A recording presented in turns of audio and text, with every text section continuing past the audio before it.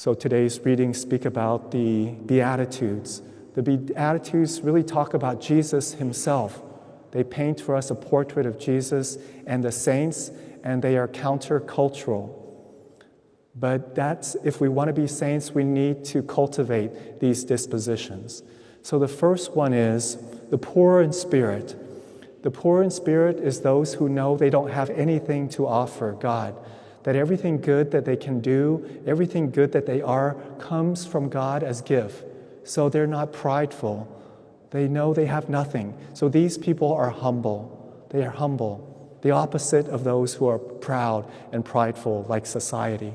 And Jesus himself said, "Take after me and learn from me, for I am humble of heart." So humility is really important if we want to be a saint.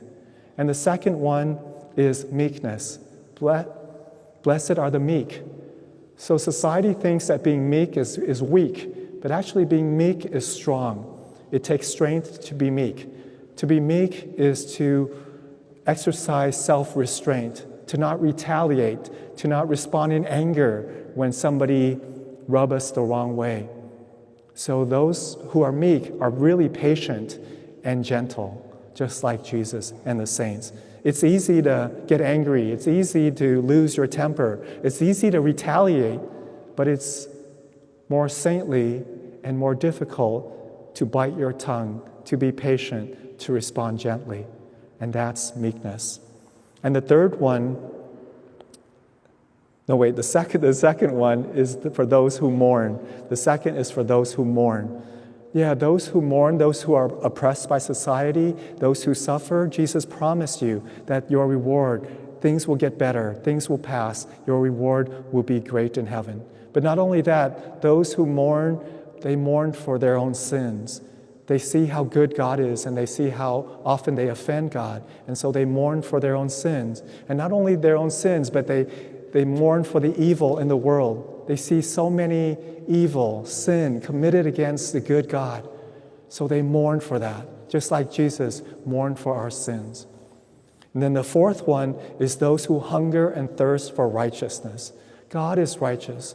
Those who hunger and thirst for righteousness hunger and thirst that God's will be done everywhere, on earth as it is in heaven. That's what they seek. They long that God's will be lived out everywhere.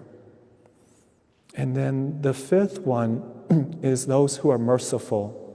Merciful, because God is merciful. So to be merciful is to identify with the suffering of others and then doing something about it, right? Empathizing when others suffer and then being generous and being kind in doing something about it. You know, just yesterday, I saw a homeless lady, and she looked miserable. I asked her, "How are you doing?" And she said, "I've had better days." And I gave her a little money. The smallest bill I had was $20, so I gave her $20. And that just really made her day. She was so happy, so joyful, so thankful, right? So it's just a little thing that I did, but it really helped her. So that's mercy. Identifying with those who suffer and then doing something about it. And then the next one is those who are clean of heart. Jesus told us to love God with all our heart, all our mind, all our soul, all our being. So to be clean of heart is to do everything out of love for God. This is difficult for us because a lot of times we do things out of ulterior motives for self-interest. So Jesus is saying, don't do that. Do everything out of love for God. Don't do it for yourself. Don't do it to impress others. Do it to glorify God if you want to be a saint. And then the next one, blessed are the peacemakers. They make peace. The peacemakers, they try to reconcile everybody to God, and then reconcile everybody with one another. They don't want conflict. They don't want division because this is not pleasing to God. And so they try to reconcile people. They forgive their enemies. They move on. They let go. They try to bring peace and reconciliation and harmony rather than division and conflict. Because those are really the children of God, because that's how God is. He wants us to be one.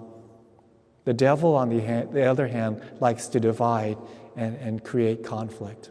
And then the last one is those who suffer persecution for the sake of righteousness. If we are truly faithful to Jesus, we will be persecuted by the world because a lot of things we stand for are counter to the world. We believe in life. We believe in marriage between a man and a woman. We believe in our gender and so on. So when you believe in those things, we're called all kinds of names, that we're haters, that we're bigots, and all kinds of things. So it's hard. So a lot of young people just blend in and they follow the crowd because they don't want to be persecuted. But then Jesus said, if you are persecuted for the sake of righteousness, your reward will be great in heaven. So those are the qualities of Jesus, those are the qualities of saints, and those are the qualities that we should cultivate. They seem difficult, but the more we practice, the more God gives us the grace, the more they become second nature. So let us meditate on the Beatitudes, and let us try and cultivate these qualities so that we too may become saints.